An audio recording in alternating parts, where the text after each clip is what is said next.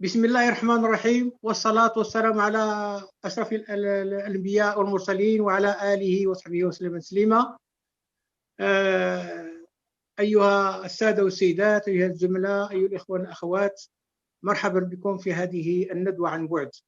واسمحوا لي أن أدير الندوة باللغة الفرنسية حتى تعم الفائدة وحتى يكون الاشتراك من الداخل والخارج.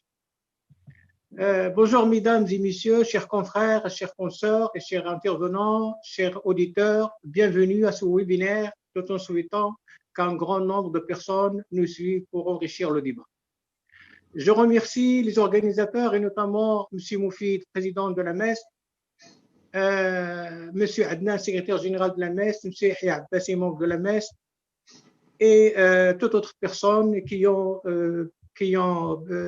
participé de loin, contribué de loin ou de près à la préparation de cette table ronde. Grand merci aux chers intervenants et aux intervenantes qui ont pour l'acceptation de participer à cette table ronde. Mais avant de commencer, je donne rapidement la parole à Monsieur le Président, Monsieur Moufid, pour nous dire un mot sur en tant que président de la MES. Fadla, Monsieur Moufid. C'est Moufid.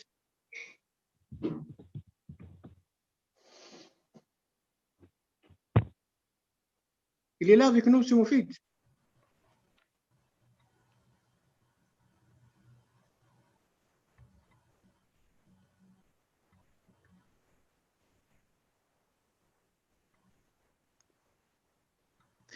Je crois que si Moufid ne nous entend pas, donc on lui donnera la parole après. Donc, chers auditeurs, confrères et chers invités, au-delà du besoin de se nourrir, l'art culinaire marocain fait partie des composantes fortes de l'ancrage identitaire et des civilisations et de leur culture. Il est aussi l'expression des produits des terroirs, des évolutions, des technologies et des pratiques traditionnelles ainsi que des relations et des échanges entre les populations et les sociétés. À la fois vivant et ancestral, l'art culinaire marocain est le résultat de l'influence des différentes strates civilisationnelles superposées des antiquités depuis les premiers royaumes berbères aux contributions migratoires des Phéniciens, des Juifs, des Grecs, des Romains, des Vandales, des Africains et des Arabo-islamiques, puis des Européens. Ces différents apports l'ont enrichi au gré de contributions de plus ou moins importantes selon les périodes, avec une composante majeure, c'est de l'Andalousie islamique et des Juifs. Je signale au passage qu'une initiative louable a été lancée par le Maghreb arabe, les 4 pays, donc, excepté donc, la Libye, le Maroc, la Tunisie, l'Algérie et la Mauritanie. Elles ont préparé ensemble un dossier pour inscrire le couscous dans le patrimoine immatériel de l'humanité. Aussi, je vous signale que la Maison du monde arabe avait prévu une conférence sur la gastronomie le 2 mars 2020, ça a été reporté à cause de la pandémie. Et donc, moi, je continue à dire que la bonne cuisine est une toile artistique.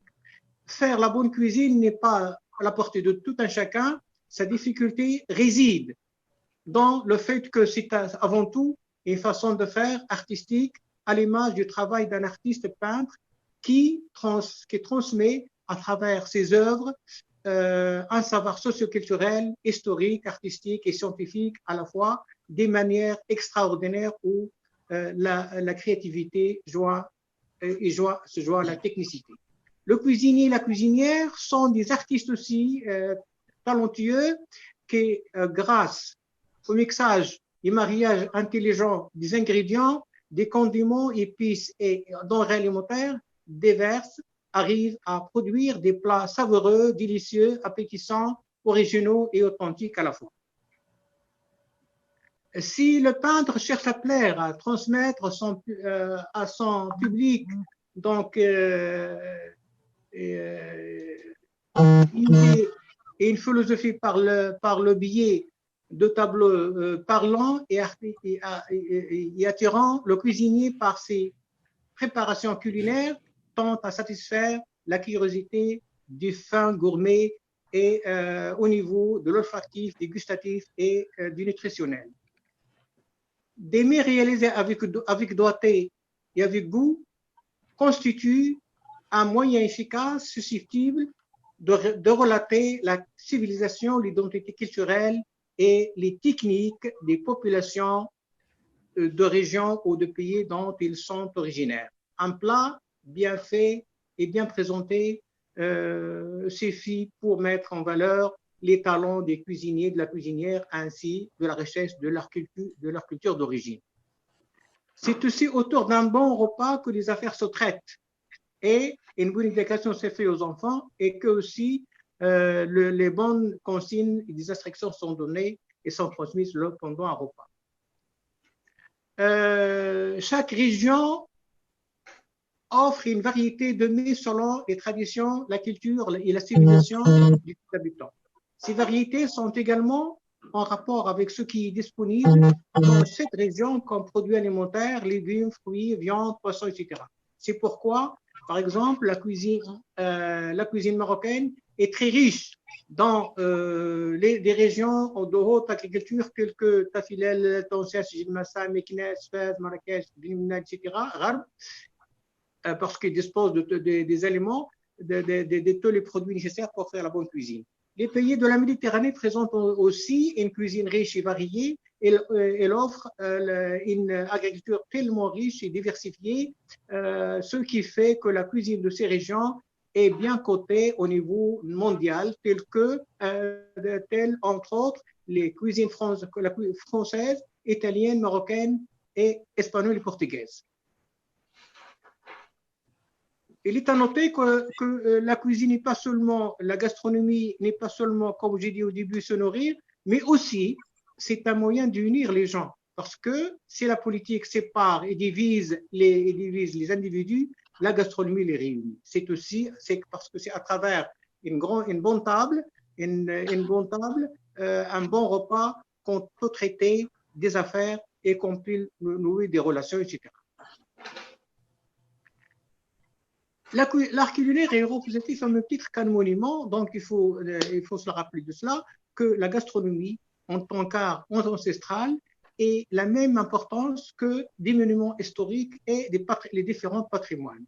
L'art culinaire est représentatif et important, à même titre que la musique, le pictural, cet art aux nombreuses influences a su marier les différents apports au substrat amazigh depuis l'influence des Phéniciens jusqu'à l'Andalousie. On suit les mouvements des peuples et des cultures et une émergence au Maroc de l'oriental et de l'Occident qui se manifeste ainsi dans son art et dans ses habitudes.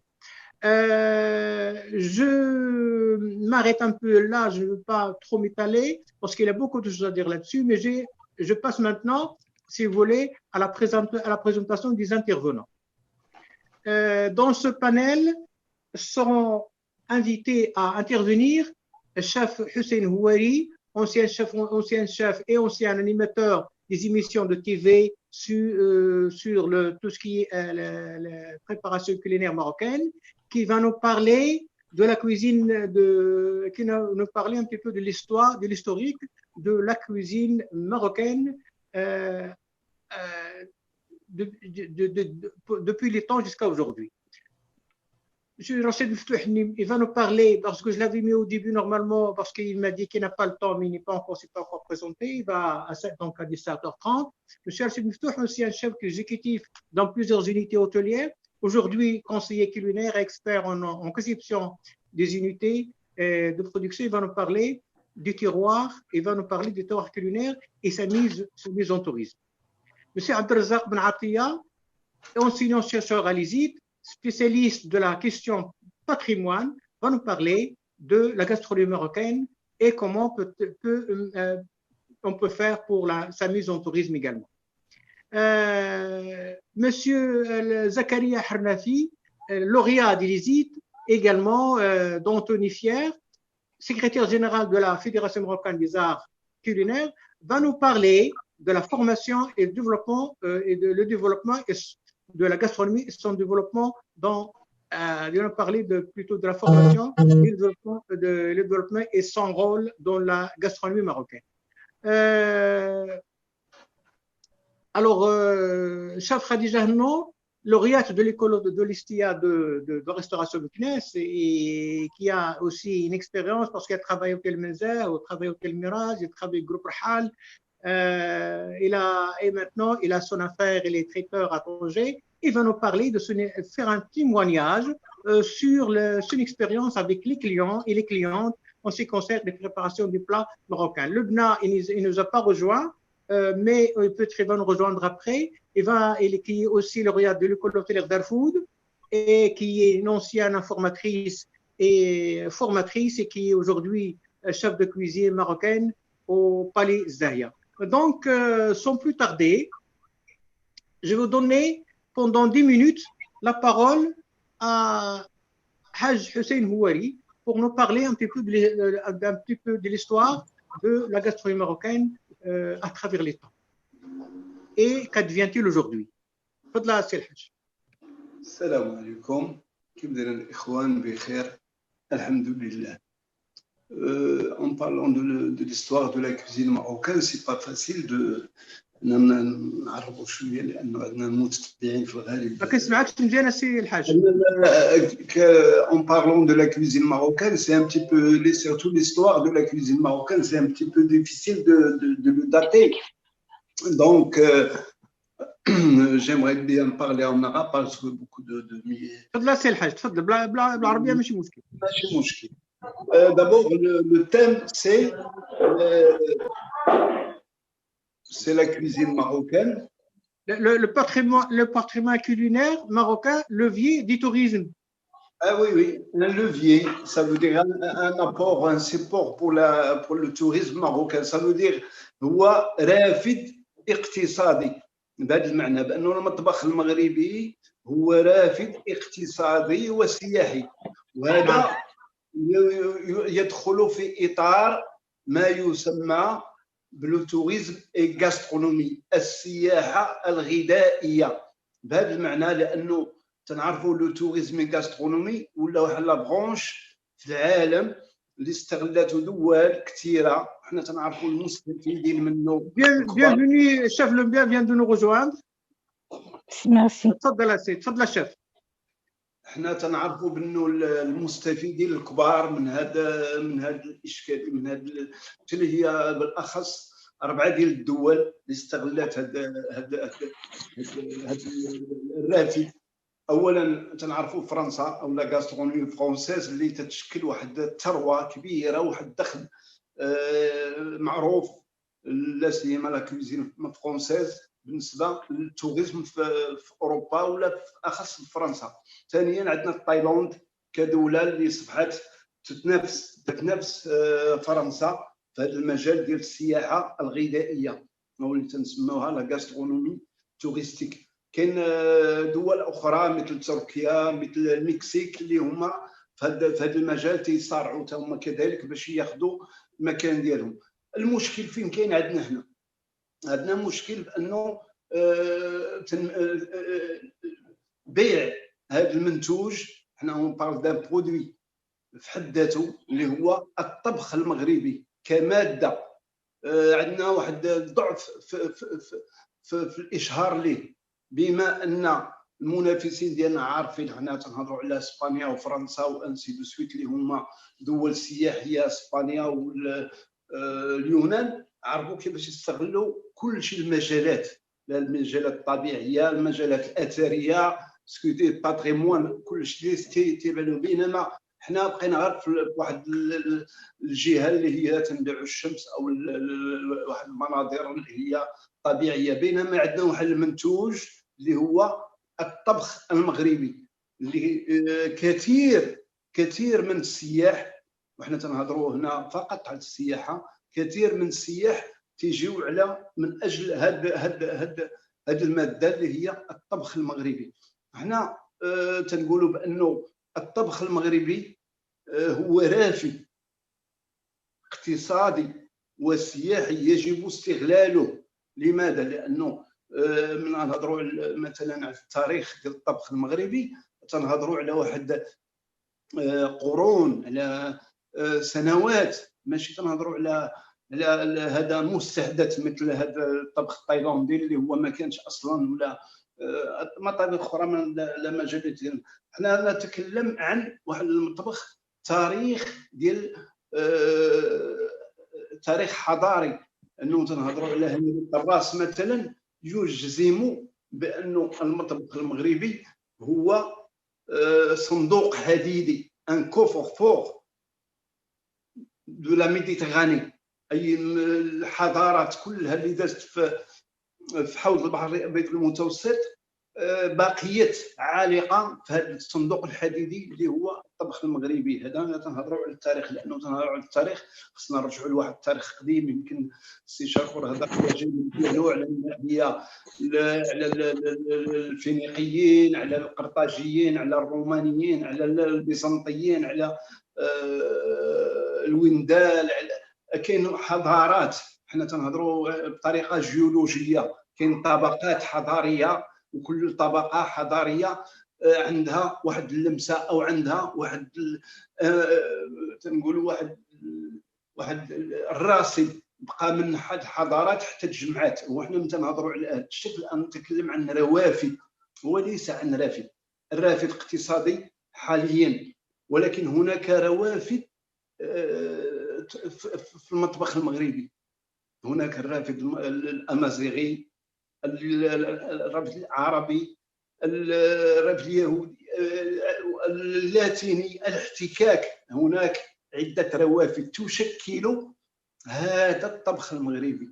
بمعنى نحن اليوم في المغرب مثلا نعاني كدول اخرى من العولمه، وهذه المشكله كبيره. هذه المونdialisation اللي هي اثرت على مش ليس فقط على التراث، بل على ما هو كل ما هو تقليدي، لانه اللي فاست فود هادشي اللي ولا الانماط الغذائيه المعاصره التي يكره الانسان عليها لاسباب كثيره، هي اكبر مشكل يواجهه المطبخ المغربي، اولا في الداخل وثانيا في الخارج.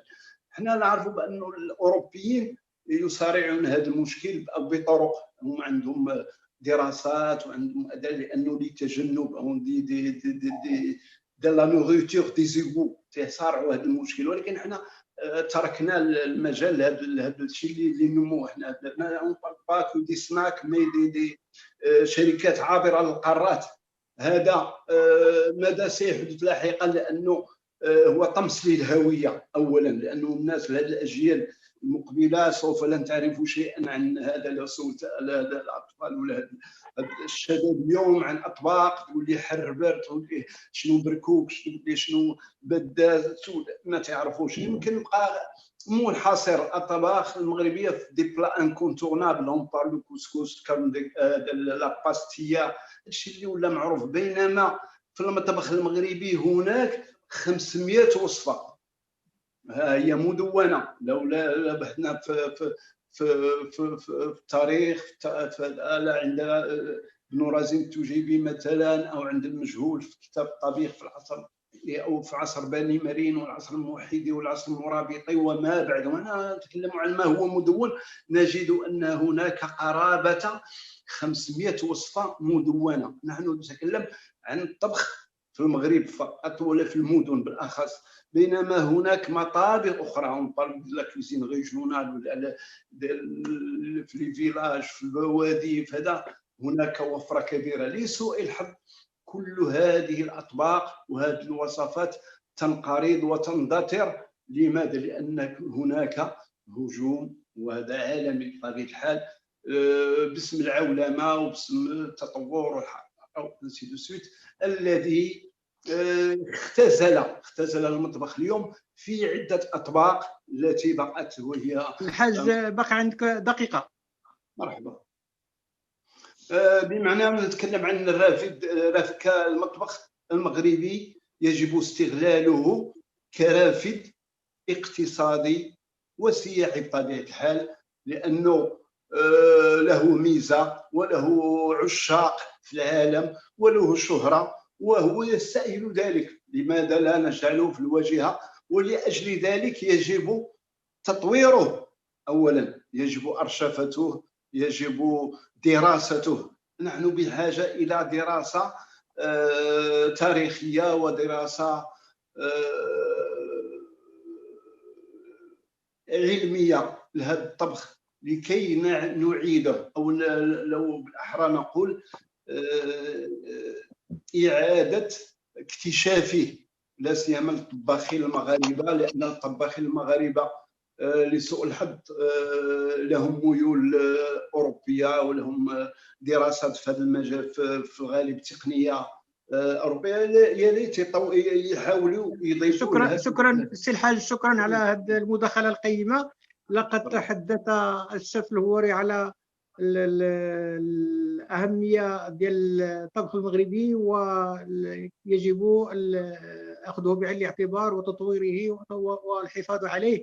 Donc il nous a parlé de l'importance de la gastronomie dans la culture marocaine et dans le tourisme, et qu'il faudrait la pérenniser et aussi la mentorier pour en faire un produit touristique économique important. Il nous a également parlé, fait la comparaison entre la cuisine française et la cuisine d'autres pays qui ont vraiment exploité cela dans l'économie et dans le développement du tourisme. Pour faire la succession des idées, je passe la parole au professeur Bnatia qui va nous parler des patrimoines culinaires marocains et qu'est-ce que l'on pense également de sa mise en tourisme. Voilà, تفضل سي بنعطية. شكرا استاذ شاكور. Vous m'entendez, si Shakur? كنسمعك. Très bien. Alors bonjour tout le monde. Je remercie, avant de commencer mon intervention, nos amis chefs qui participent avec nous à ce webinaire. Alors mon intervention va essayer de mettre en évidence la relation entre gastronomie et tourisme. C'est-à-dire que je m'arrêterai à la dimension patrimoniale et touristique de la gastronomie marocaine. Auparavant, je commencerai par dire que la gastronomie marocaine se base sur un régime alimentaire qui se décline en plusieurs domaines, c'est-à-dire plusieurs spécialités, qui ne peuvent être définies qu'à la lumière des facteurs identitaires, puisque la gastronomie est en relation directe avec l'identité de la nation, l'identité des régions et l'identité des communes. Elle est définie aussi à la lumière de la religion, puisque la religion intervient aussi dans la gastronomie. La nature joue pour quelque chose quand il s'agit de parler aussi de la gastronomie, puisque nous avons divers environnements au Maroc et chaque région en principe se caractérise par sa géographie. Et la géographie détermine aussi le style alimentaire des gens. La technologie, l'évolution de la technologie, du moment que notre cuisine marocaine et les ustensiles surtout ont évolué dans le temps. Aujourd'hui, c'est la cocotte minute, mais auparavant, nous avions quelque chose comme le couscoussier en argile.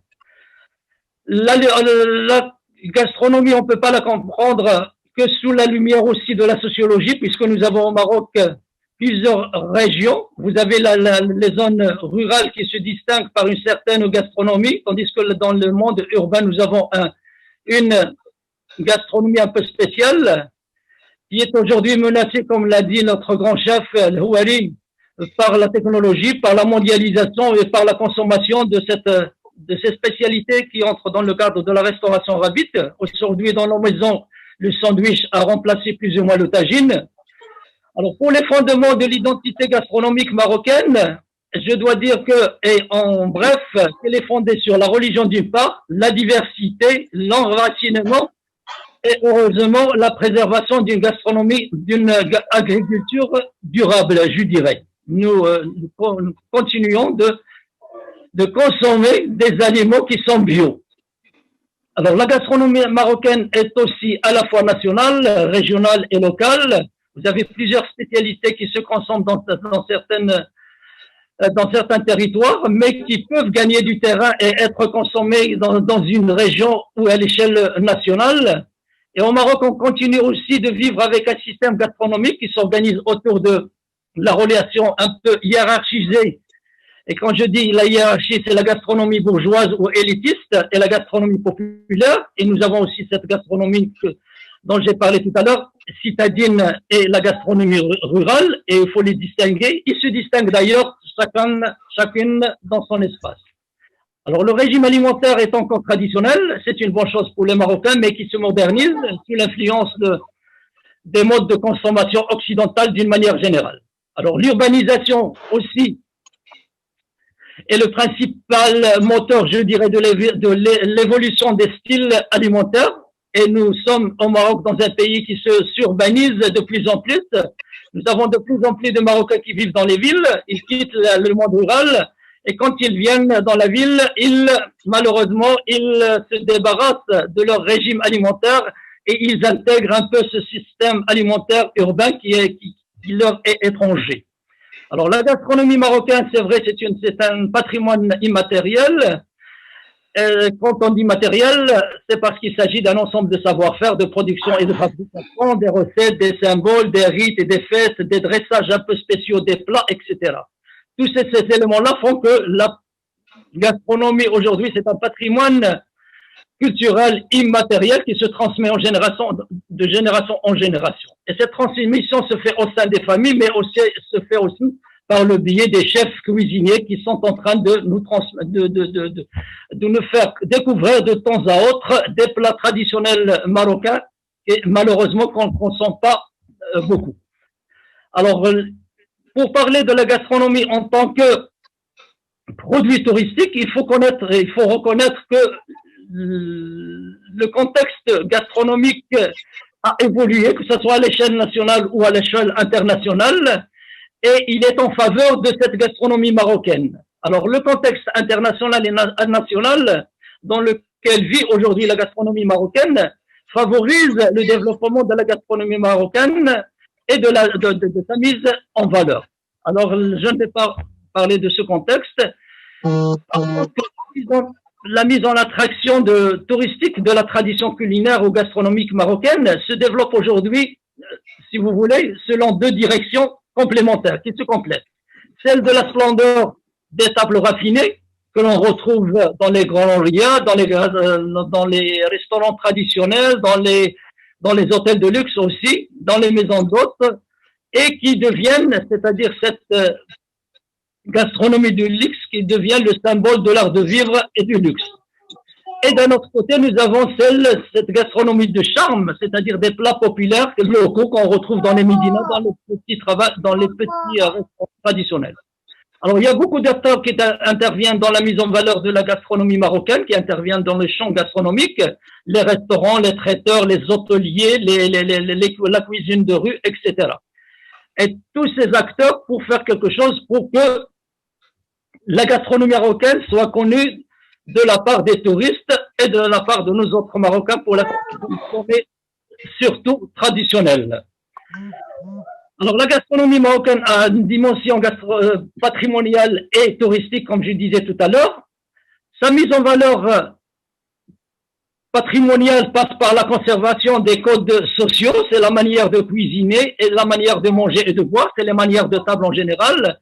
Tandis que sa mise en valeur touristique, si vous voulez, ou sa touristification prend quelques différentes formes, comme les fêtes, les concours, les festivals, les concours ateliers de cuisine, concours gourmands, etc., etc. Et ce sont là des exemples d'activités et pratiques touristiques en relation avec la gastronomie qui peuvent être offertes au tourisme ou aux touristes, si vous voulez.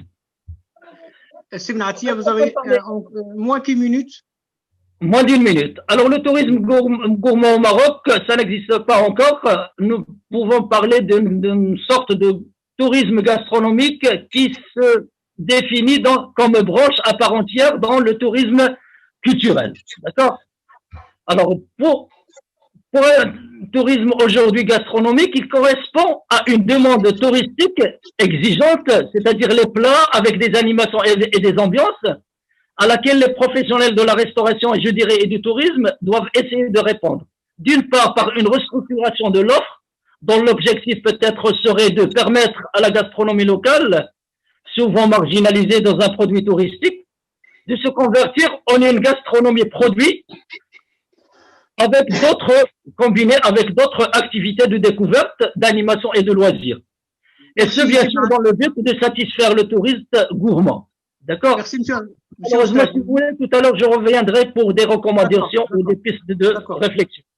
Donc, avant de donner la parole à Chef Moufi, Rachid Miftah, parce qu'il est là, je résume un petit peu ce dont a parlé Oustad Ben Attia.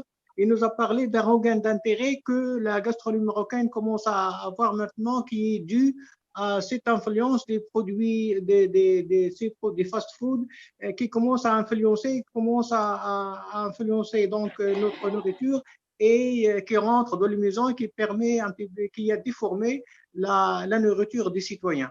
Et M. Benatia nous a parlé également, il a fait une différence entre la cuisine rurale et la cuisine citadine, et cuisine citadine qui est un peu spéciale par rapport à la cuisine rurale qui est une cuisine bédouine. Mais cette cuisine rurale aussi, là, comment il a tendance à disparaître, étant donné que les ruraux font du exode rural, ils viennent en ville et ils perdent ses traditions.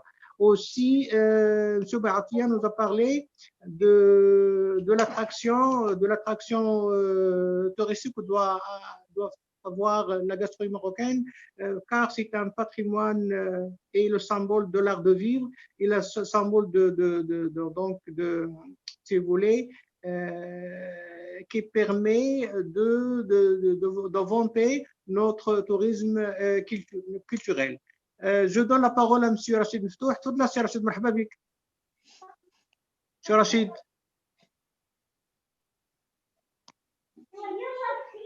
مسيو رشيد. رشيد مفتوح.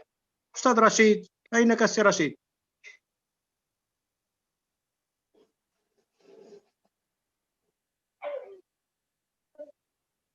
Il est parti, je pense. Monsieur Rachid. Vous nous entendez, c'est Rachid?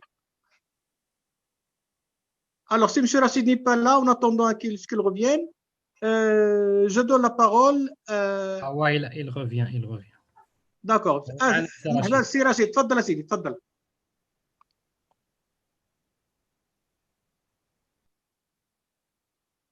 ما كنسمعوكش. السلام عليكم. عليكم السلام سي رشيد. صافا كلشي بخير؟ الحمد لله الشيف, الله يبارك فيك. تو با بيان. الشاف كي داير؟ صافا. عليك. الله يحفظك. ليلة يخطيك. بخير على السلامة. الله يسلمك الشاف, ليلة يخطيك. كلشي بخير؟ الحمد لله. اللهم لك الحمد. Alors, M. Rachid Miftouh va nous parler des terroirs culinaires marocains et de son influence sur le tourisme, mais aussi nous parler un petit peu de son expérience dans le domaine, comment il voit le développement de ces terroirs marocains et pendant que c'est un exercice de la profession dans les différentes unités hôtelières. Salam alaikum. Je vous remercie infiniment de m'avoir invité pour intervenir sur ce programme et surtout de parler des produits du terroir et ce que ça représente comme richesse pour le Maroc. Qui dit produits du terroir dit plusieurs régions au Maroc aujourd'hui qui connaissent une richesse et des produits connus mondialement. Commençons par exemple par les produits phares comme l'huile d'argan et aussi par rapport au safran de la région d'El Taliwin, aussi parlant du miel qui est présent un peu dans plusieurs régions différentes du Maroc. Et chaque région, normalement, on trouve des saveurs un peu différentes par rapport à ce que les abeilles prennent comme bien sûr comme repas quotidien et journalier. Et donc, cette richesse-là nous permet aussi de préparer et de travailler sur des recettes et d'incorporer ce genre de produits dans nos recettes Aujourd'hui, je pense qu'il est nécessaire que tous les chefs essaient de travailler avec ces produits-là et de les mettre en avant. Ce qui va enrichir d'une part la partie culinaire et notre cuisine et notre gastronomie marocaine, et en même temps qui va servir beaucoup plus pour faire connaître la région. On sait que nos régions ils sont tellement d'une beauté naturelle et qui vraiment pousse les gens à passer et de les visiter. Et ça peut vraiment enrichir la partie touristique dans ces régions-là. Je pense que chaque région elle a son atout. Quand on part du côté de la région d'Ifrane, Azro, Meknès, Fès, il y a plusieurs produits qui se retrouvent aussi dans cette région, que ce soit dans la saison d'hiver ou bien la saison le printemps ou l'été, et qui va nous permettre un peu dans chaque moment de l'année de pouvoir visiter avec une vision différente. L'hiver, ce n'est pas le printemps, ce n'est pas bien sûr l'été, ce n'est pas l'automne, mais on retrouve des produits dans chaque saison. On retrouve par exemple les champignons, on peut retrouver la truffe aujourd'hui dans cette région aussi, comme on peut trouver des artisans qui font du fromage de chèvre bio, avec des chèvres alpines sur place. Tout ça, c'est un travail de plusieurs personnes et de plusieurs artisans et de plusieurs coopératives qui travaillent jour et nuit pour nous apporter ce genre de produits. Et je pense de notre devoir aujourd'hui en tant que chef et aussi en tant que Marocain de mettre beaucoup plus en avant ces produits-là, de travailler avec ces produits-là et de les partager dans nos cartes et dans nos menus. Aujourd'hui, j'aimerais bien, par exemple, voir sur nos menus, en train de parler d'une préparation culinaire, tout en mettant l'huile d'argan en avant. On peut très, très bien, par exemple, aussi travailler une viande, comme l'agneau d'Yel Benimgil, ou bien on peut, de la région d'Yel Gersif ou d'Yel Oujda, comme on peut travailler aussi, c'est-à-dire avec des appellations AOP. Donc tout ça, ça ne peut qu'enrichir notre gastronomie et notre aussi langage culinaire et les appellations au niveau des plats d'Yolna. Je pense que ce n'est qu'une part un peu on n'a pas parlé vraiment de tous les produits, mais je sais qu'aujourd'hui, il y en a plusieurs. En parlant par exemple du couscous, le khmassi ou le sdassi ou le sbaï, qui se retrouvent aussi sur pas mal de régions. Comme on peut travailler aussi les dates. Aujourd'hui, plusieurs personnes se demandent est-ce que les dates mjoul proviennent du Maroc ou bien proviennent d'autres pays, ce qui vient des États-Unis. Mais la première appartenance, ce produit-là, normalement, il était au Maroc. Et c'est du Maroc qu'il a voyagé directement vers les États-Unis, où il a voyagé après vers le Moyen-Orient et vers Israël aujourd'hui, qui est un des grands producteurs. Merci, chef. Donc, merci à vous. Ça a été un plaisir de partager avec vous ce petit moment. C'est un plaisir. Chef Rachid nous a parlé des produits du terroir très, très importants, tels que l'huile d'argan, le safran, et également les truffes naturelles et les champignons que l'on trouve dans des régions telles que Ifrane et la région d'Azro. Et il nous a parlé aussi de certaines viandes qui sont typiquement succulentes, comme la viande de Brumigil, etc.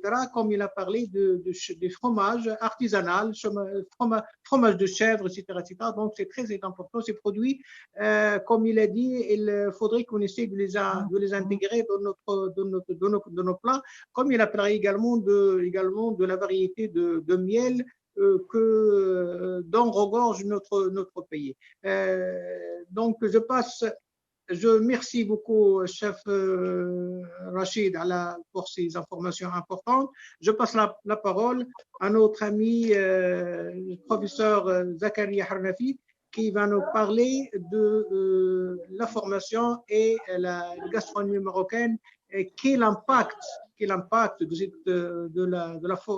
la formation dans la cuisine culinaire, dans le développement et la pérennisation de cette gastronomie. Fadla si Zakaria. Merci beaucoup, salam alaikum. Merci à la messe de m'avoir permis de parler d'un sujet qui nous tracasse tous, qui fait les beaux jours de plusieurs personnes au sein du pays, ou même dénigrés, voire délaissés au Baron dans l'acte touristique au Maroc. Je partage avec vous mon écran. Vous me confirmez la réception. Sihia. Sihia.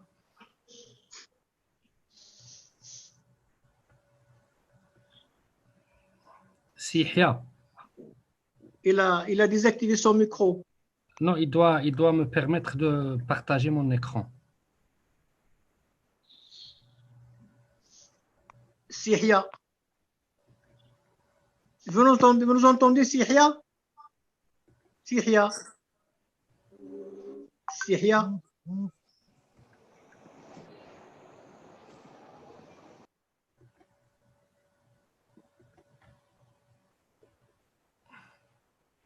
Vous passez à Madame Khadija ou Madame Lubna le temps qu'il regagne. Si Zakaria voulait partager l'écran, c'est ça? Oui. Oh, ça va aussi, d'abord. Ok.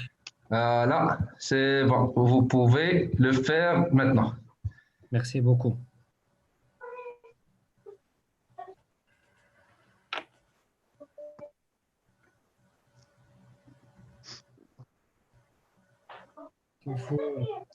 Vous arrivez à voir mon écran? Oui, on le voit. Oui.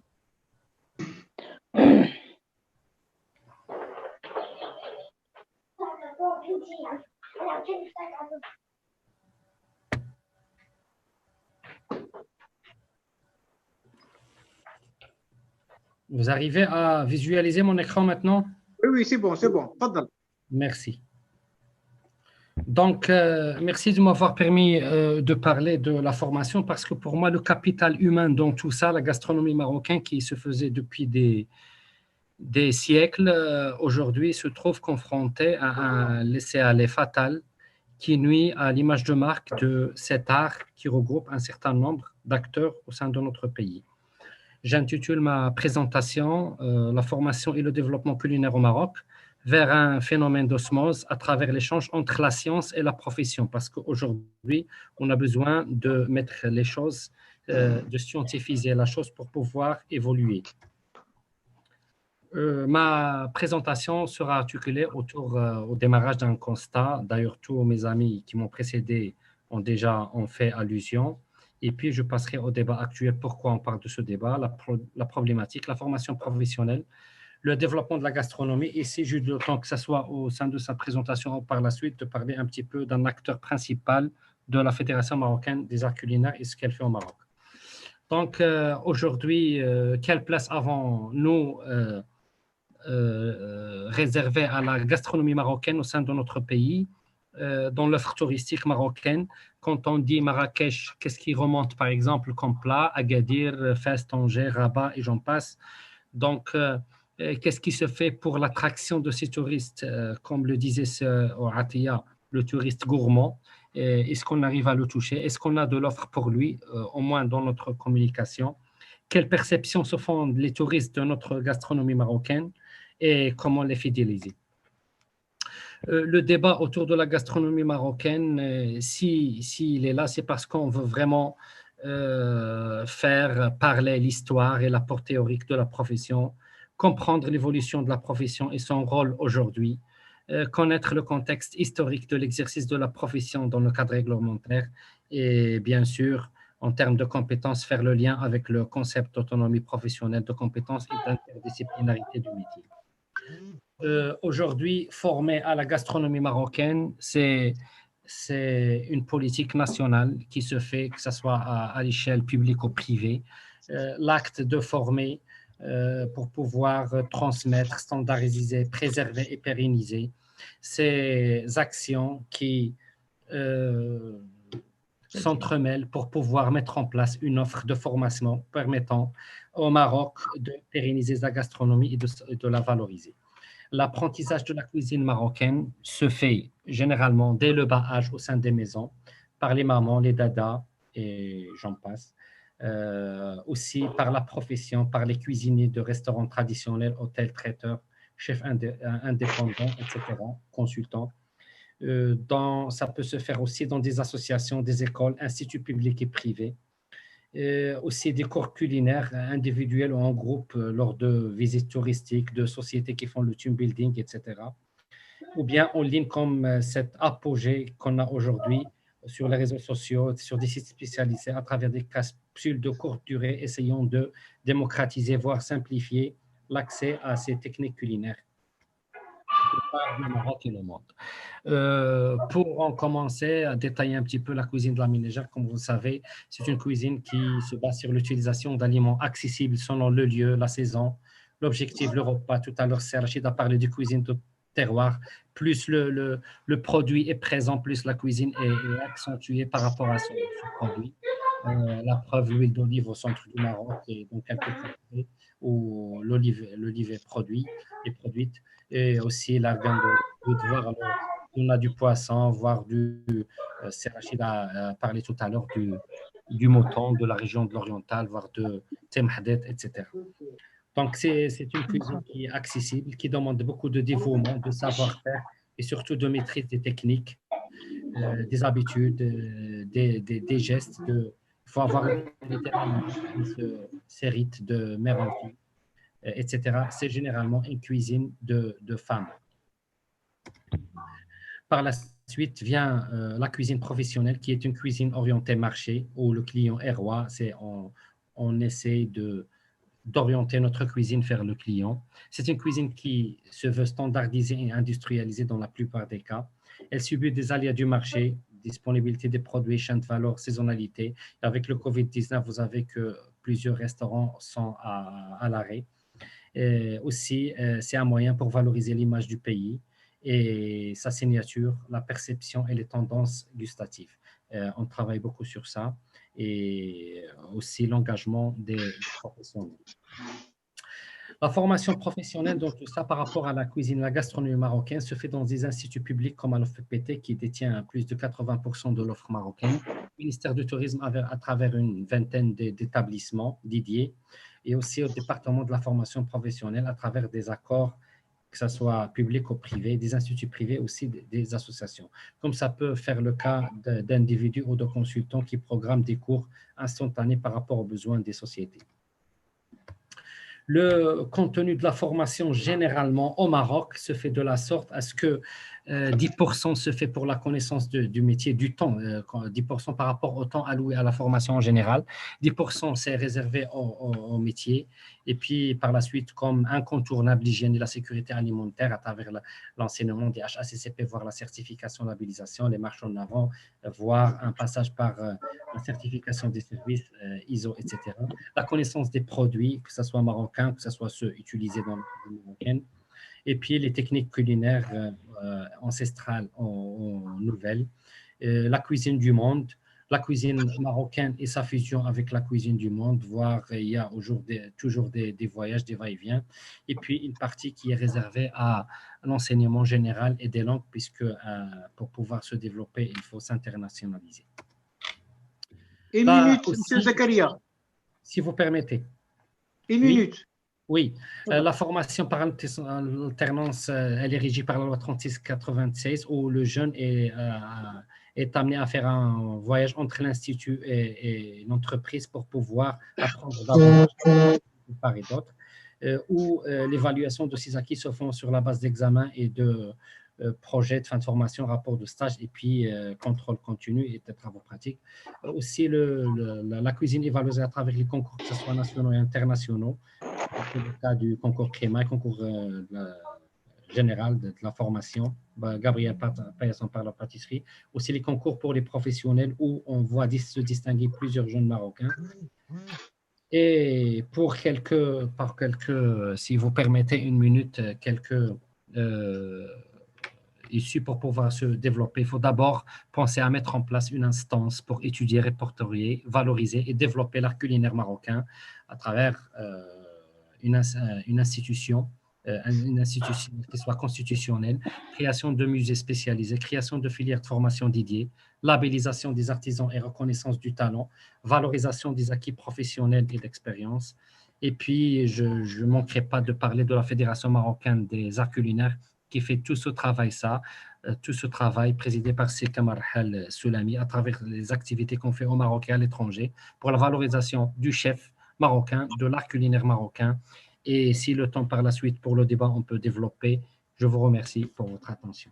Merci. Merci beaucoup, Zakaria, pour cette intervention intéressante qui nous a permis d'avoir une idée un petit peu de ce que c'est fait pour le développement de la formation au niveau gastronomie marocaine.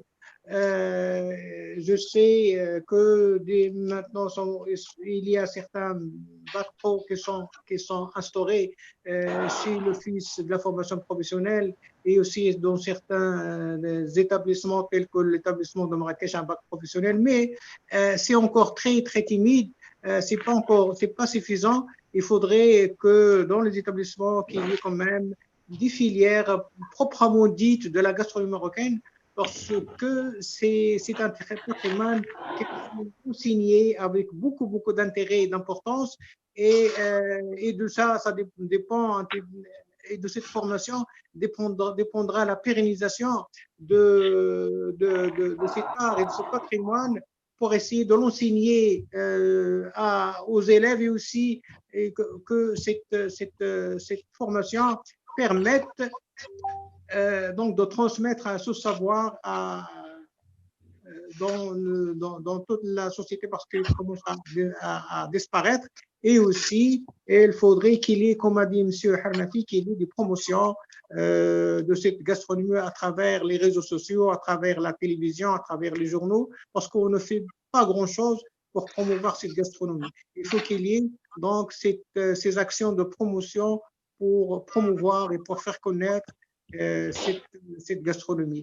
Donc, merci beaucoup. Je passe la parole pour les témoins. Nous avons deux témoins. Un premier témoignage, je passe la parole c'est pas celui de l'embarras. Je passe la parole au chef Loubna pour nous parler de son expérience en tant que chef de cuisine marocaine et qu'est-ce que l'on pense et qu'ils pensent les clients de cette gastronomie. Salam alaikum. عليكم السلام. السلام عليكم. اللي شاف لاباس عليكم سي حسين سي صلاح اللي شاف كلشي مزيان. الحديث اليوم على الطبخ المغربي ياك سي صلاح نتحدث عن الطبخ المغربي. يعني ملي تنقولوا الطبخ المغربي يعني نتحدث عن كنتكلموا على واحد الانتعاشه، يعني انتعاشه الحركه السياحيه بالمغرب. يعني الطبخ المغربي من كيقتصرش على انه طبخ عادي. علاش؟ لأنه يعتبر من أكثر المطابخ تنوعاً في العالم. علاش؟ لتنوع الأطباق ديالو، يعني هذاك التنوع الأطباق ديالو كيعطينا واحد الاختلاف من المنطقة الأخرى، كما شار في الحديث السابق. يعني كل منطقة عندها طبخ معين، يعني أي منطقة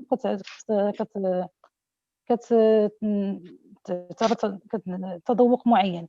يعني هنا كنتحدثوا على إذا جينا نتحدثوا على علاقة الطبخ المغربي بالسياحة، سنتحدث على سياحة الطعام. سيكون الحديث على سياحة الطعام في المغرب. يعني شنو هي سياحة الطعام؟ هي تذوق، يعني نقولوا تذوق، تاريخ، ثقافة، يعني ثقافة أو وطن عبر واحد أطباق متنوعة. يعني عندما السائح يذهب يعني كيمشي لمراكش مثلا كيجد طبق الطنجية. الطنجية ماذا؟ هي واحد المكون باش كيتميز الطنجيه المغربيه، كتميز بالثقافه لي زيبيس باش مكونه هذيك الطنجيه المغربيه. لما يذهب الى الشمال كيلقى تنوع الاطباق، كيلقى التنوع ديال الاطباق التي مكونه من اسماك، يعني لا كويزين ميديتيرانيه اللي جينا نهضروا عليها. كيمشي لفاس كيلقى الطبخ العريق، كيلقى المروزيه، كيلقى الويسه، كيلقى الى غير ذلك. يعني منين كنهضروا على سياحه الطعام هي واحد التجربه مميزه. علاش مميزه؟ للسائح. شنو كتمنحوا هذه التجربه، هذه السياحه هذه؟ كتمنحوا واحد الفرصه تواصل. من في التواصل شنو؟ التواصل مع مجموعه من الاطباق، تواصل مع مجموعه من الاطباق الغنيه عن الذكر، مثل الكسكس المغربي، مثل الطاجين المغربي. كما كنعرفوا المغرب شنو هو؟ واحد البلد اللي كينتج بزاف ديال الفواكه، كينتج بزاف ديال الخضروات، يعني كينتج كما كنقولوا الاغنام، المواشي، عندنا تنوع الاسماك، عندنا بزاف ديال الحوايج اللي الطبق المغربي ما كيحتاجش باش انه يمشي كما على سائر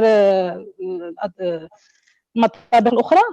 حنا نجد اختلاف النكهات، كنلقاو اختلاف النكهات. يعني مادام المغرب كيزخر بهذه الخضروات هذه، كيزخر بهذه التنوع الاسماك، كتزخر هذه، فين كتجي هذه؟ يعني كنستخدموها فاش؟ في الطهي ديال مجموعه ديال الاطباق. كذلك كنشوفوا بان المغرب كيزخر الطبخ المغربي باش كيزخر بواحد الاختلاف في المكونات. يعني كنمزج بين ما هي فاكهه وما هي خضر. يعني فين كنقولوا الطاجين المغربي كما هو متداول، كما كيعرفوا لي شاف باللي انا كاين داك المزيج ما بين استخدام الفواكه مع اللحوم في الطبخ المغربي، مثلا استخدام الصفرجه، استخدام البرقوق، المشماش، الكرموس الى غير ذلك. يعني واستخدام التوابل ايضا. فاش كنقولوا استخدام التوابل عندنا نطاق واسع، استخدام التوابل عندنا نطاق واسع في الوجبات المغربيه كما قال الشيف رشيد. ملي كنقولوا الزعفران تنهضروا على منطقه التليوين، ملي تنقولوا مثلا الزيتون او النعناع كنهضروا على منطقه مكناس، ملي تنقولوا مثلا البرتقال كنمشيو كنسافروا لمدينه بركان الى غير ذلك.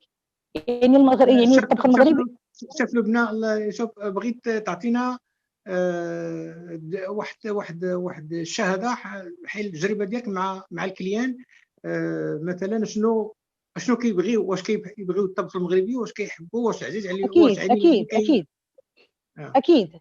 شنو الشيء الذي يجلب السائح المغربي هو الطبخ المغربي. من مثلا اتحدث عن تجربتي الخاصه بانني اشتغل في الزاهيه.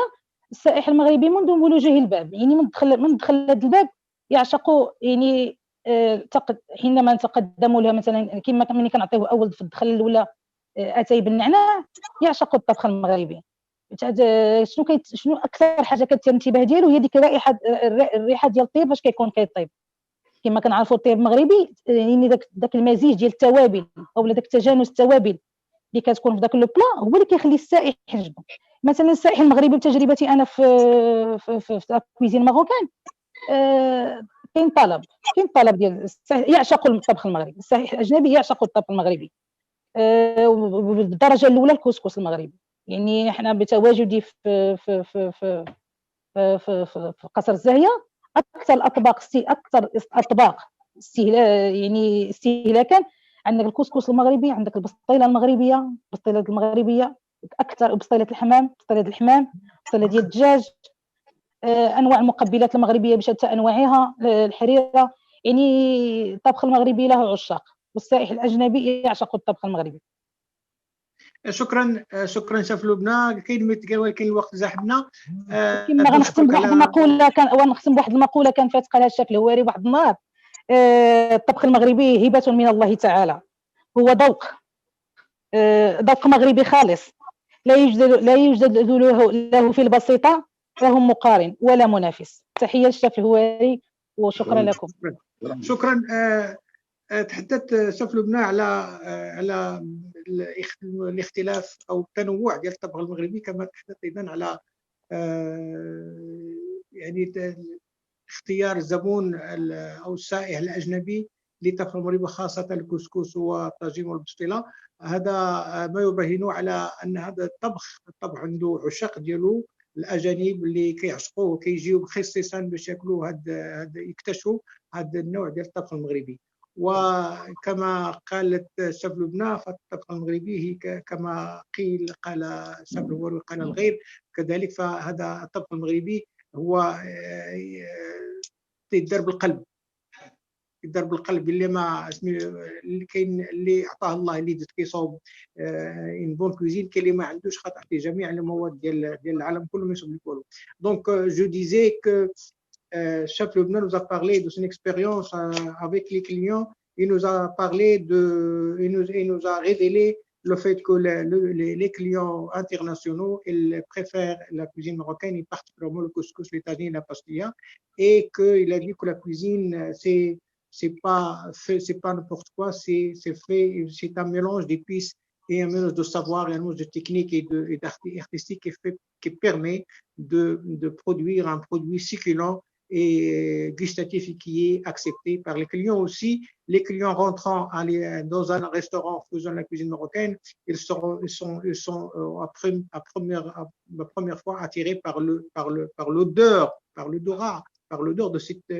de cette bonne cuisine qui est faite avec goût, avec des épices qui dégagent une odeur importante et qui est attirante. Merci beaucoup, Chef Loubna. Je passe la parole à Chef Khadija. Chef Khadija qui va nous parler de son expérience avec les clients organisateurs des fêtes et des manifestations. Est-ce que ces clients, ces organisateurs et organisatrices, quand ils viennent vous demander de préparer un menu de mariage, baptême ou autre chose, est-ce qu'ils demandent des plats marocains? Sinon, s'ils demandent autre chose, comment vous faites pour les convaincre؟ كيفاش هذا هو السؤال ديالي. التجربه ديالك مع الزبناء اللي كينظموا الحفلات، واش كيطلبوا الاطباق المغربيه الاصيله ولا كيطلبوا اي حاجه، وإلا طلبوا مثلا اطباق لا تناسب الطبخ المغربي، اشنو كديري انت باش يمكن لك تقنعيهم؟ شكرا. السلام عليكم. Bonjour à tout le monde. سي صلاح، من خلال تجربتي في الطبخ المغربي ولا تنظيم الحفلات نقدر نلخص لك التجربه ديالي مع الزبناء. كاين 3 انواع ديال الزبناء، نقدر نقول لك كاين 3 انواع د الزبناء. زبون يثيق بك، يعني تعطيك مجال تختار له انت اللي بغيتي وعمل، ومهم هو في الاخر يعرف داك المانيفيستاسيون ديالو كامله كامله شنو ما بغيتي. ولكن هنايا واخا وثيقته ما تجيش من العدم ولا تجي غير هكذاك، راه حيتاش تيثيق بالبرودوي ديالك يمكن فايت، ماشي يمكن 100% تيكون فايت تعامل معاك، تيثيق في لو سافوار فير ديالو. وكاين الزبون الثاني اللي هو مهتم تيكون مهتم معاك بادق التفاصيل، تيبغي يعرف من شنو دير له من لونطري لا سويت ديسير، شنو تعطيه في الحلوى، واش الكاطو ماروكان ولا فرنسي، المهم تيبغي كلشي يعرف معاك وهذا. ولكن هذا الزبون واخا تيبغي يعرف ادق التفاصيل ما عارف، تيقدر يكون ما تيعرف والو على شنو كاين في لا كويزين ماروكان. هذا الزبون بالضبط هو اللي تيبقى يشوف شي حاجه من هنا ولا من هنايا، وتيجي تيقول لك مثلا انا عن تجربه مع كليان، تجي تقول لك السيده شوف انا بغيت باستيلا فروي دو مير، مي غادي ديرها ليا مثلا اعملها ليا سو فورم دو بواسون. الا داك الزبون قاس ليا غير لا فورم، غير الشكل ديال لو بلا بلا ما يقيس ليا لو كونتوني ديالو، ما كاينش مشكل، نقدر نتعامل معاه ونديرها لو سو فورم دو بواسون. ولكن فاش تاكل تلقى الباستيلا ديال فروي دو مير. ولكن الا جات وقالت لي لا انا خاصني مثلا البلا فيه مثلا بلا دو فيوند يكون لا غارنيتور ديالو ولا سميتو دير لي نوا داكاجو، الكيوي، الاناناس، شي حاجه اللي هنا. هادو ناس ناكد لك عليهم ما عارفين شنو كاين في لا كويزين ماروكان، ما طالينش عليها. هنا تيكون الدور ديالي ديال انني نبدل لهم الراي براي اخر، اللي هو لا كويزين ماروكان فيها بزاف ما يدار. عوض انا ما ندير لك هكذا تتحاول تقنعها، عوض ما ندير لك مثلا اللي هو طاجين علاش تبدلوا لي بالنوا داكاجو والكيوي وهذا. راه كاين لابريكو، كاين لي زودكاي، زمان كان البيض الكبير، دابا ديسبوني كاين في الاسواق لي زودكاي، كاين لابريكو. نقدر ندير لك بزاف ديال الحوايج اللي كاين تشريحه نقدر نعمرها لك وندير لك ونحط لك واحد لو طابلو اللي تشوفها ديال العين تتبان مزيانه وتقتنع بها. هذا الزبون اللي سميتو سكيفيت هذا ما عندكش مشكل معاه، راه هو ما تيكونش عارف. وكاين الزبون اللي عارف كل شيء، تيعرف كل شيء، تيسطر معاك حاجه بحاجه شنو تعطيه هذا. وتلقاو ما شاء الله عليهم ناس تيعرفوا في لا غاسترونومي ماروكان كيفهموا وما عندكش نتوما. وغالبا هاد العائلات كيكونوا من عائلات عريقه، فهما بالدور ديالهم تيبغيو يحافظوا على لا غاسترونومي ماروكان، تيبغيو يحافظوا على التراث ديالنا. باش هنايا نقدر نقول لك بان الكليان 75% ما عندوش يد باش يحرك لك اولا يبدل لك الموني، ما عندوش يد. 75% تقدر تقنعه. حاجه واحده اخرى واللي هي غادي يمكن ما سقسيتينيش، ولكن نقول لك علاش بعد لي تريتور تتمشي تتلقى عندهم تتحط لك الموني ما تتفهمش، تقول علاش محطوط هذا الشيء. وحنايا في لا كويزين ماروكان كاين بزاف ما يدار. وعاد هذا لو بلا اللي هو انترناسيونال ولا هذا ما تقول ما تقنين لا المغربي ولا الانترناسيونال. هنا غادي نقول لك حتى في التريتور كاينين 3 ديال الانواع ديال التريتور اللي انا زعما تنقول عليهم اللي تنعرف. كاين تريتور اللي هو واخد داك نقولوا الحرفه، ماشي الحرفه ولا المهنه، الحرفه عن ارث ورثها من عند والديه، من جدودو، باش هو ممول حفلات ورثها. فهذاك اللي وارث راه هو تيبغي يحافظ على داك المسؤوليه اللي يحافظ على الارث الثقافي اللي تعطالو، وعلى داك المسؤوليه اللي هذا، حيت هذاك راه تاريخ ديال عائلته. وخير مثال راه وتيزيد يعطي اكثر من داكشي اللي عنده، تيقلب تيدير اكثر من الطاقه ديالو، ويقلب على لي بلا اللي عندنا يخرجهم للواقع.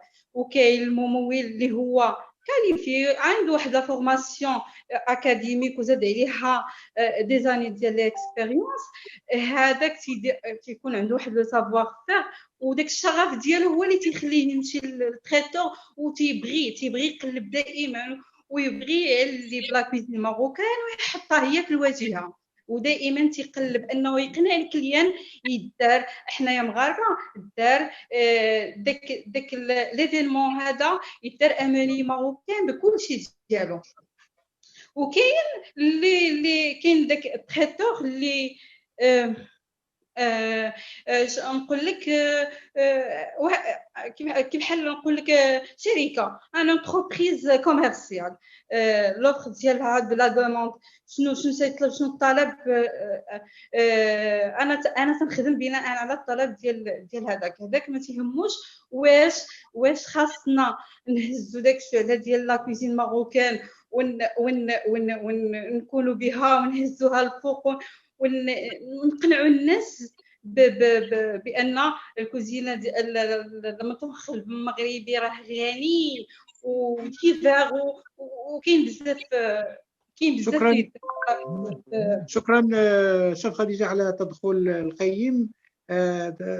تهضرنا شيخ خديجه على il a catégorisé les clients en 3 parties. Donc, quel est le client confiant, quel est le client qui connaît, qui veut tous les détails, et quel est le client connaisseur. Donc, il nous a parlé également de son expérience avec ses clients, comment il peut les convaincre, comment il peut changer la vie quand il s'agit d'un client que demande n'importe quoi, qui ne rentre pas dans les normes et dans la gastronomie marocaine. Et également, il nous a parlé de familles, comme il a rejoint un petit peu l'idée de M. Benatia, qui a parlé tout à l'heure de la cuisine élitiste. Donc, la cuisine urbaine, il y a des gens qui connaissent la cuisine et qui veulent la préserver et la maintenir. Parce que, comme vous le savez, la gastronomie, s'il est pérennisé, s'il est sauvegardé en quelque sorte, c'est grâce à ces familles qui gardent et maintiennent les traditions. La cuisine, moi j'avais dit une fois dans un article que la cuisine marocaine il est développée grâce à la famille de notables et la famille de Makhzen et aux palais royaux. Parce que sinon, s'il n'avait pas ces moyens, s'il n'avait pas ces palais royaux, qui n'avaient pas ces notables, la cuisine, la gastronomie en tant que patrimoine ne serait pas maintenue jusqu'à aujourd'hui.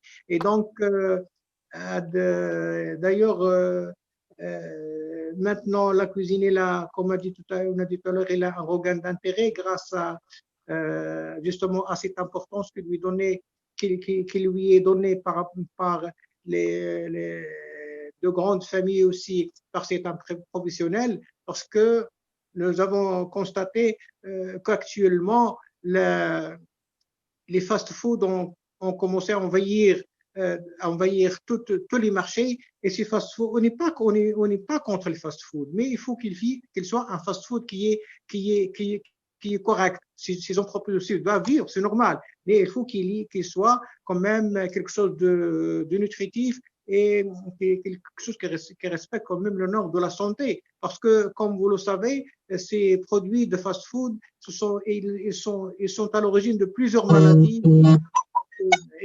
d'obésité, etc., mais qu'il faudrait en faire quelque chose. D'ailleurs, Harnafi a parlé tout à l'heure aussi de fait qu'il faut qu'il y ait une institution, un organe qui préserve un petit peu cette gastronomie de cette déperdition et aussi de préserver, d'éviter aux gens de faire n'importe quoi. C'est pourquoi nous combattons pour la montée d'une académie marocaine de gastronomie avec la Fédération marocaine des arts culinaires. Nous y travaillons, mais on n'est pas encore arrivé à la montée, mais Inch'Allah, ça va venir parce que la gastronomie marocaine, c'est un patrimoine qu'il faut maintenir et qu'il faut sauvegarder. Donc, je donne, si monsieur Moufid est toujours là avec nous, je lui donne la parole. Sinon, je donne la parole 3 minutes à peu près à chaque intervenant s'il veut ajouter quelque chose. Et à la fin, moi, je ferai un résumé. Fadla Sibn Atia.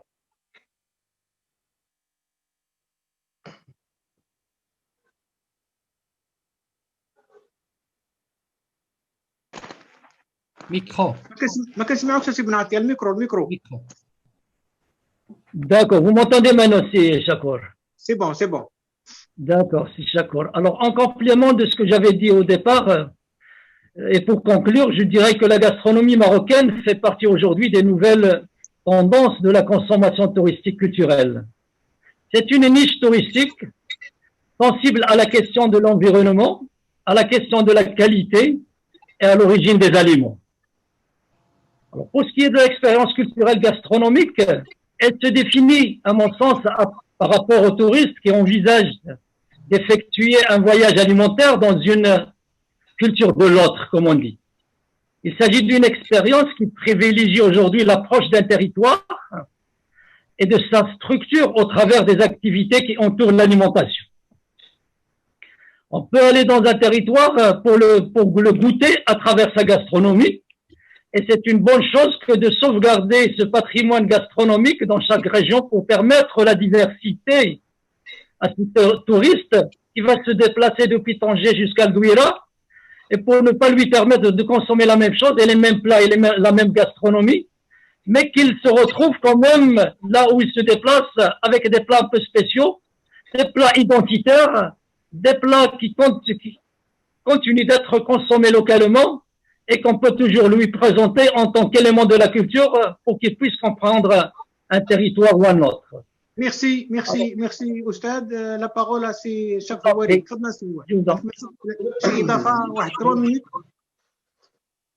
شكرا. تنتمن بطبيعه الحال المداخلات ديال الاخوان اللي كانت مهمه. حنا دائما تنقولوا بانه يمكن في هذا الموضوع ديال لا كوزين ماروكان اون بارلي بوكو سور ليستوار مي المشكل ما هو هادشي ما تيطبقش. يمكن مام تلقاو دي زيتيد اللي هما كبار ديال العلماء ولكن المشكل اللي كاين بانه هادشي كيبقى غير مجرد اقوال حنا تنهضروا على واحد الناحيه اللي هي تنقولوا بانه هذا الشيء تدخل اولا في الاقتصاد، بمعنى بانه عنده تلمس الاقتصاد. حنا تنقولوا بانه لا كوزين فرونسيز علاش هي تشهرات اصلا ماشي بالفرنسي فقط، ولكن بانه السياح او الاجانب تذوقوها وعطاوها قيمه ولات مشهوره في العالم. انسي كو لا كوزين تايلانديز اكتيلمون اللي هي لا كونكورونت دو لا كوزين فرونسيز، انسي كو دوطر كويزين اللي هما ما كانوش وعطاوهم اهميه في بلاداتهم باش ولاو في واحد المستوى منافس للمطابخ عالميه.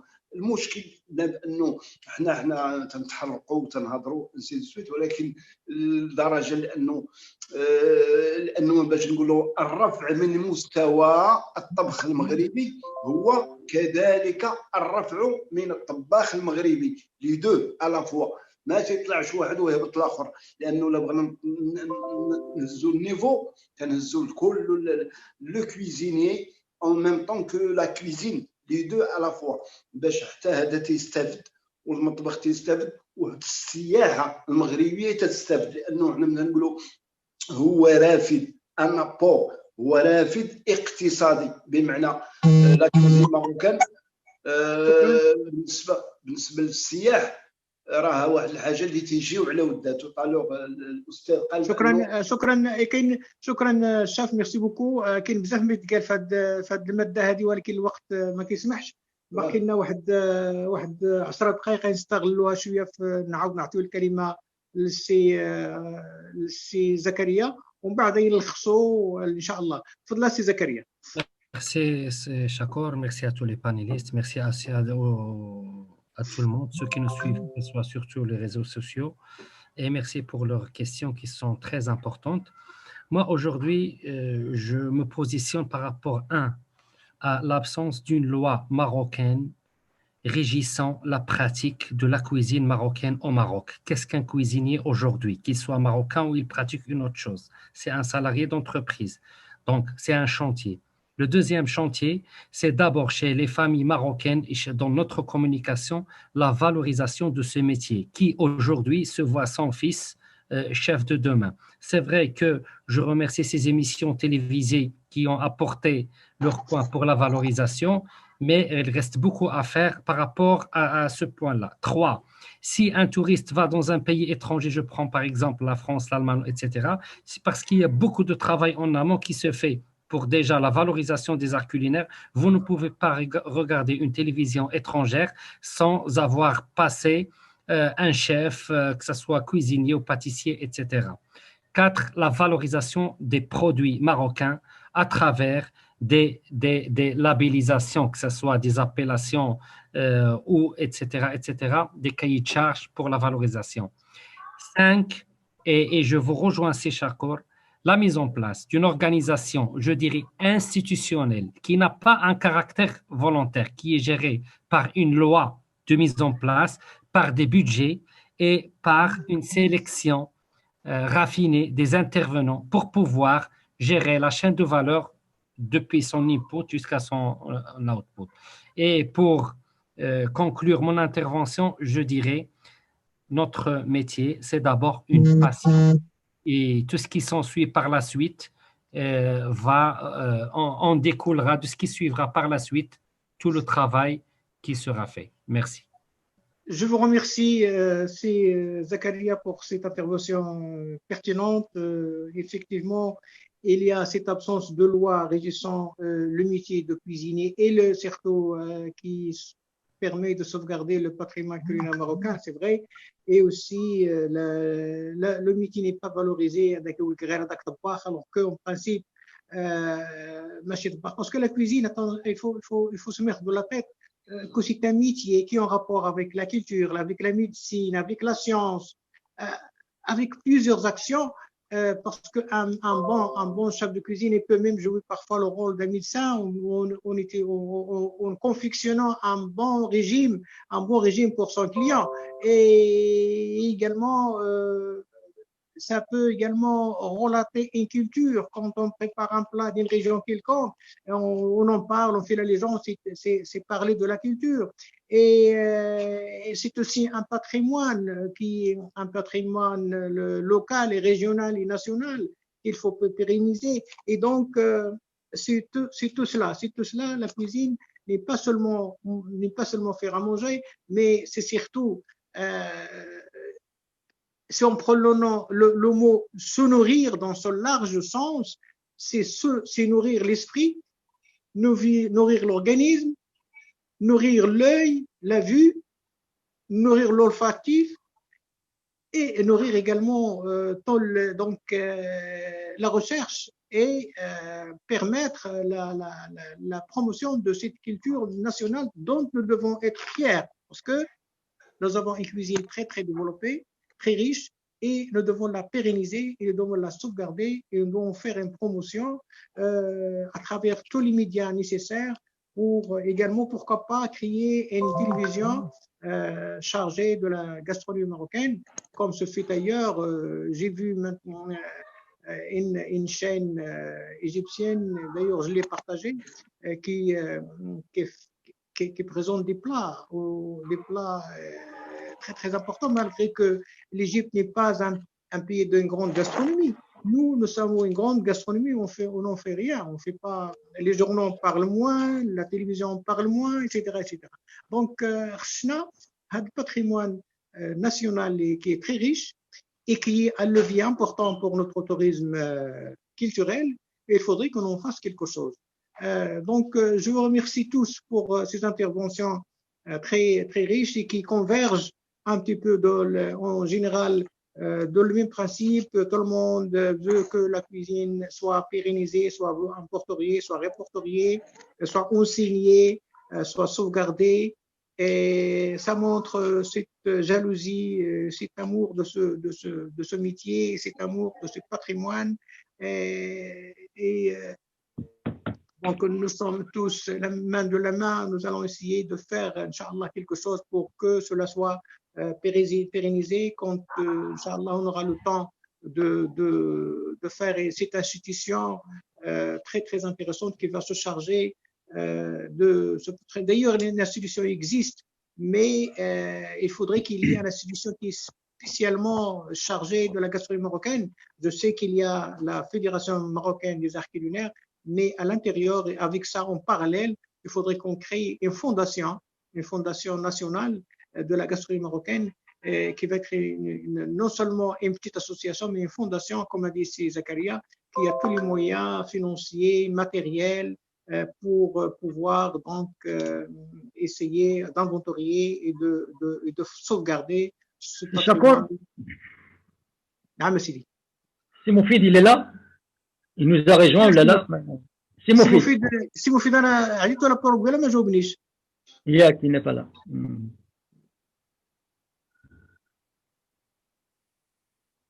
D'accord. Je pense qu'il n'est pas là. Alors, je vous remercie tous, mesdames et messieurs, pour vos interventions intéressantes, pour votre patience, pour le temps que nous avons accordé pendant ce webinaire. Je vous remercie au nom de l'AMES, également l'Association marocaine des experts scientifiques du tourisme, pour votre acharnement et votre accompagnement et pour la valeur ajoutée au patrimoine.